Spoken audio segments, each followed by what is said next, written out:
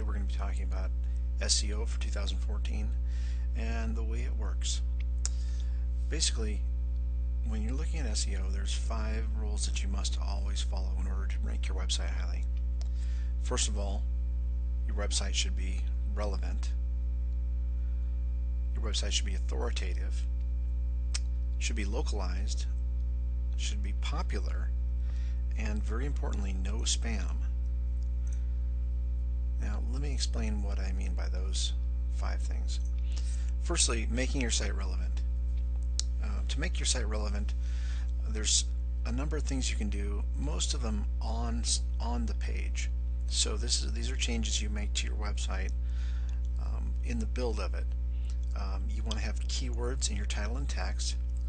Now, you want to have a proper keyword density and good meta descriptions. In the past, Google had used meta descriptions and meta keywords to rank your site, but because of the actions of some SEO professionals, they stopped doing that. However, it's important when Google indexes your site that they're able to tell what your site's about and who it's of interest to, so they can show it on the right searches. So you want to make sure and have a good keyword density and try to write those meta descriptions for humans to read. Don't pack them full of repetitive keywords. Just describe your site just like you would describe it to someone you wanted to see your site. Now, in the body text, you want to make sure that you have phrases that describe the content. If you're a wedding planner, you want to mention that you are a wedding planner, where you are, what you do. If you're a photographer, you want to talk about the pictures you've taken, but you want to also mention that you are a photographer in the area that you're in. You should include searches that you expect the searchers to use. Now, that's very important. Think about what you would type into Google if you were searching for what you do, and then try to include those types of phrases in the actual body text. It's one of the things Google will look for to return you on specific searches. You also want to have well-organized content. Now, to Google, one page on a website is only about one thing. So if you are trying to talk about 2 things on one page, Google will say, well, this page isn't really about the one thing. It's about 2 things that you're talking about. For instance, if you sold shoes and you had tennis shoes and dress shoes on the same page, Google would say, well, this page isn't really about tennis shoes, and it's not really about dress shoes. It's only about half about tennis shoes and half about dress shoes. So you wouldn't rank well for either phrase. So it's very important when you have different ideas, different products, different services, different keywords that you're targeting, you want to try and separate that out into another page just to make it well organized. Now, making your site authoritative, that's a little bit more what we do off the page. It's pretty hard to you can't really make your site authoritative by making changes to it. Sites have authority when other sites with authority link to them. Now, what this means, if you are a photographer, then sites that have authority and rank well for photography phrases, those are the kind of links you want to get. You don't want to get spammy links. You don't want to get links from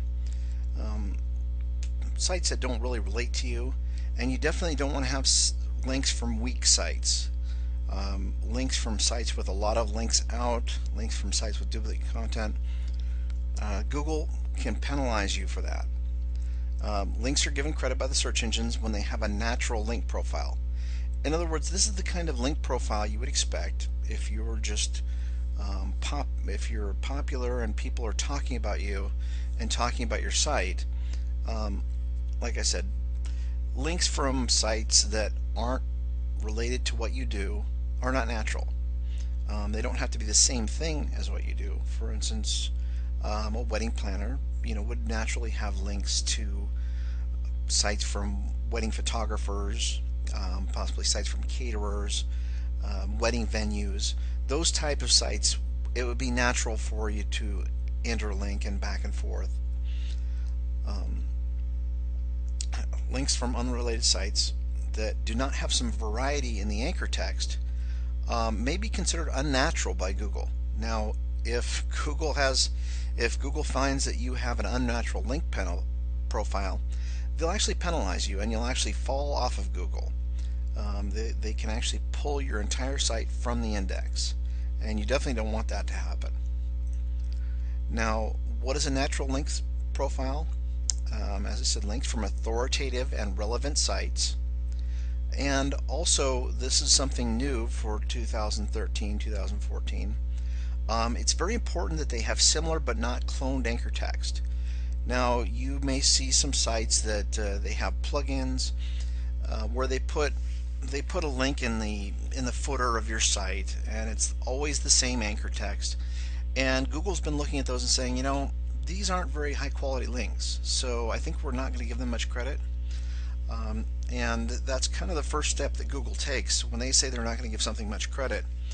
That's kind of the first step they take. And the second step they take is to say, well, not only are we not going to give this credit, but we're actually going to penalize people who have these kind of links. So the type of links, for instance, if you had a website about rockets, these are the type of links you'd want to have. You'd want to have other sites that are about rockets and space travel linking to your site, and you'd want to have anchor text. In other words, the text that people actually click on to go to your site, you want that to be related to your site but not the same. So over here we have rockets as the anchor text, and that's good. Space travel here is the anchor text, rocket as the anchor text here, and rocket ships as the anchor text here. All the same general idea, but all sort of somewhat different. If all of these said rocket, or if all of these sites were not rocket related, then that could actually harm your SEO and harm the placement of your website. Now let's take a look at making your site localized. Okay, Google prefers sites that are local to the searcher. They said at the end of 2012 that they considered 85% of the searches to have local intent. Now, what's local intent mean? To Google, local intent means that the searcher wants to see a map. They want to go somewhere, they want to see something local to where they're at. So this is great news for small businesses. If you've got some huge competitor that's 2 states away, you'll actually be able to get in front of clients in your state, whereas before you may not have been able to. So it's really going to help local businesses to really get some exposure and to compete with the large corporate interest. So Google prefers sites that are local to the searcher, and Google uses a combination of signals to determine where your business is. The first thing that they use, your contact page. The information on your contact page, from what we can tell, it looks like it accounts for about 10% of the signal that Google uses to determine where you're actually at. Local links, Google uses to determine. Now, what is a local link? A local link would be something like, let's say you're in Portland, and you have links from the Portland YMCA, the Portland School District, the City of Portland, the Portland Chamber of Commerce. Those are what's known as hyperlocal links, because they're businesses or organizations that Google knows must be local to that area. And when they're linking to your site, it gives a very powerful local signal. So just a few links there can account for about 25% of your local signal. Local citations, now those account for another approximately 25% if you do enough of them. Now, what's a local citation?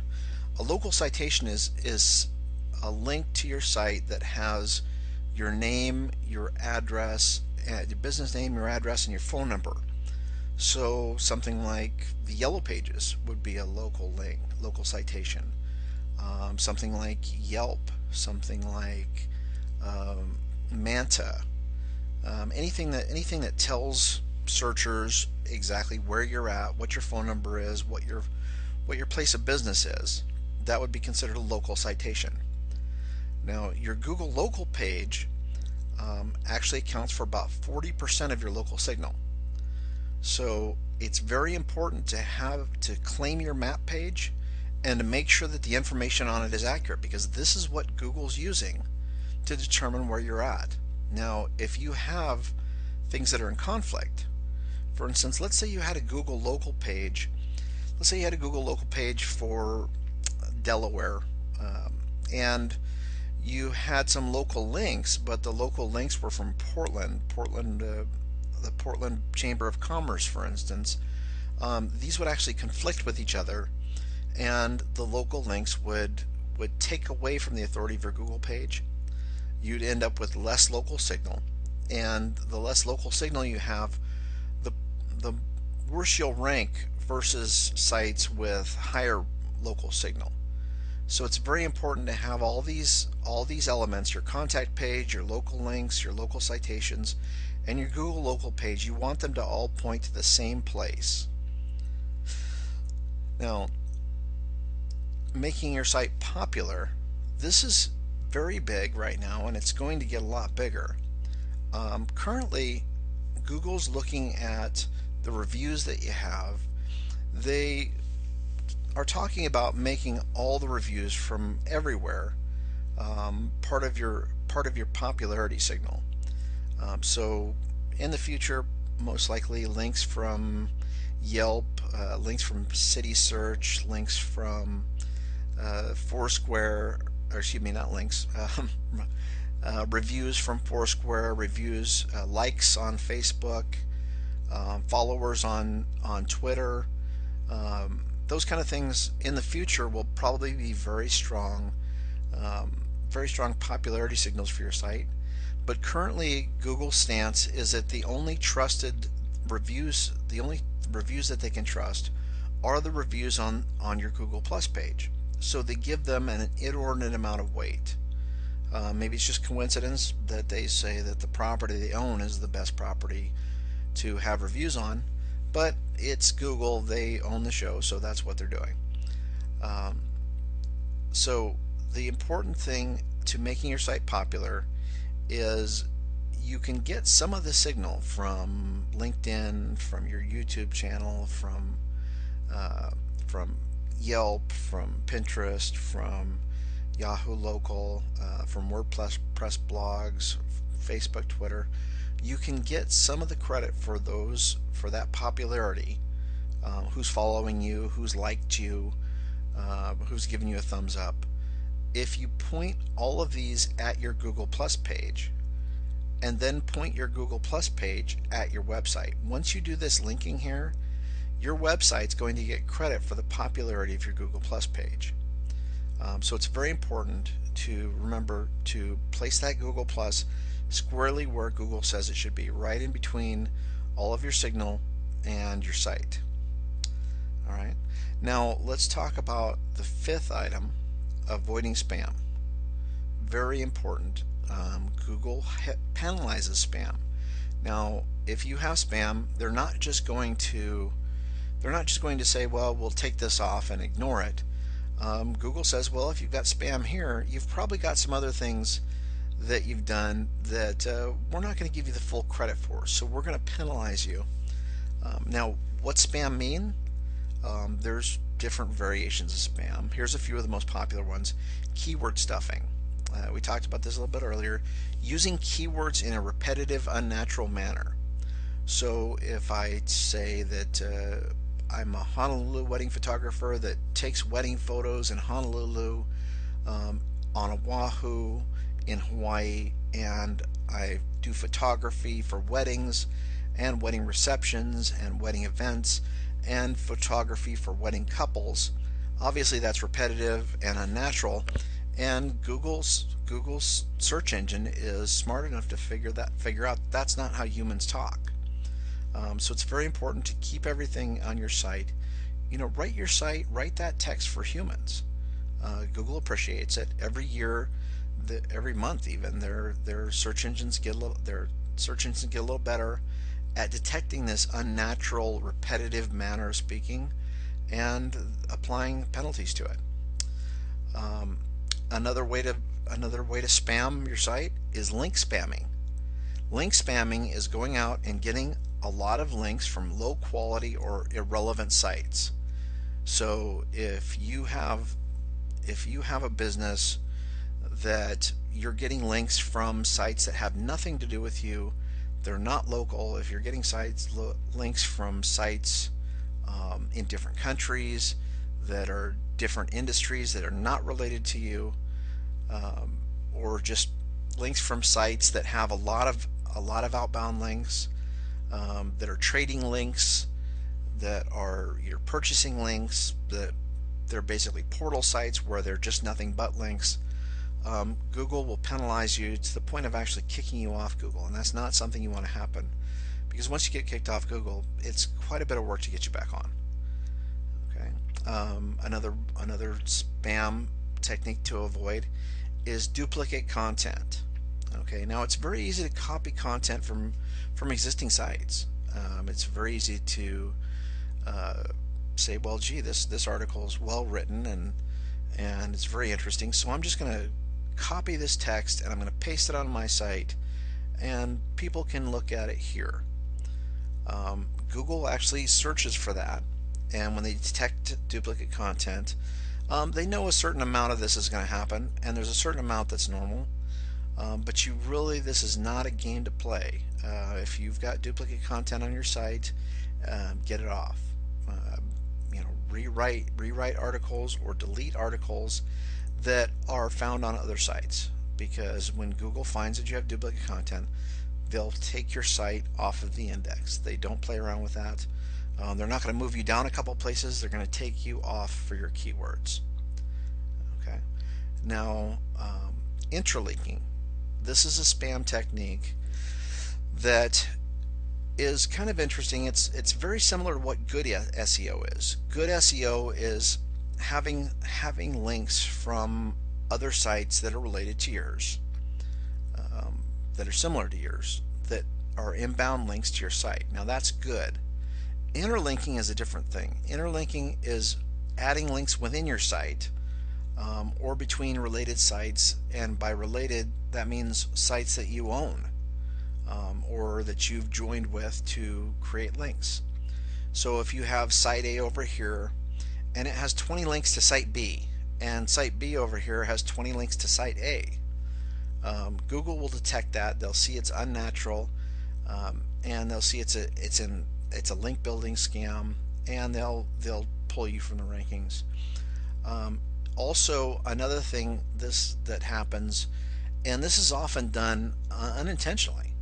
Let's say you have a site where you have a home page and about, a products page and a contact page. So on your home page you have links to all your pages. On your about page you have links to all your pages, and then on your products page you have 20 products, and each of these 20 products has a link to the home page, has a link to the about page, has a link to the contact page. What you're going to end up with is a lot of links to your contact page, to your home page, to your about page, that are going to be unnatural in nature, and Google will see that, even if it's totally inadvertent, and it's very easy to do accidentally, especially with sites that are dynamic, sites that put menus on each page. You want to be really careful about how your link structure looks, because a good link structure will look like this. You'll have your main page, and then subpages here, here, and here, and then tertiary pages here, here, here, here, here, here.